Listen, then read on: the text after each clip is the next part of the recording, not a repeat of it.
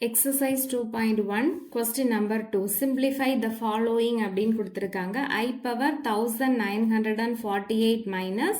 I power minus 1869 இப்போ இதுல first நம்ம தெரிஞ்சுக்க வேண்டியது வந்து I square உடைய value வந்து minus 1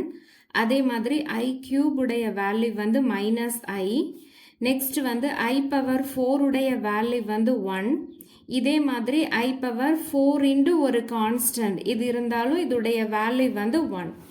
அப்புறம் இந்த ரெண்டு டேர்மையும் நம்ம டிவைட் பண்ணிக்குவோம் ஃபர்ஸ்ட் வந்து 1948 வந்து 4 ஆல டிவைட் பண்ணிக்குவோம்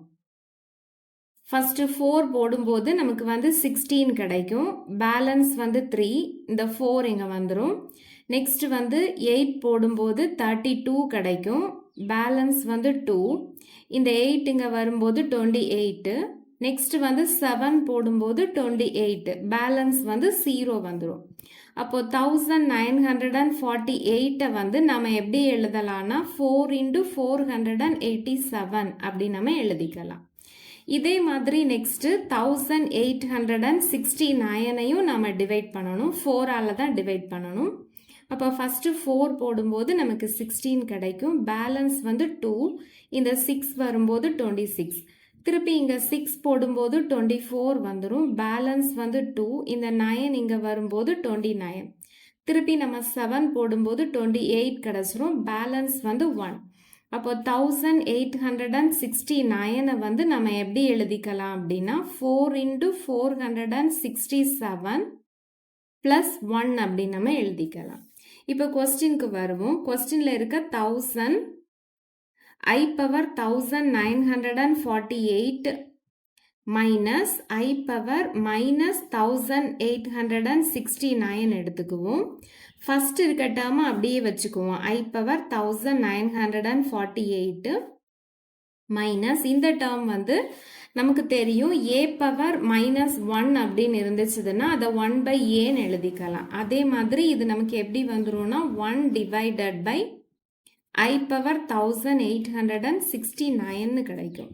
இப்போ நெக்ஸ்ட் ஸ்டெப்பு இந்த I பவர் 1948க்கு பதிலாக நம்ம என்ன எழுதலாம்னா 4 into 487 எழுதிக்கலாம்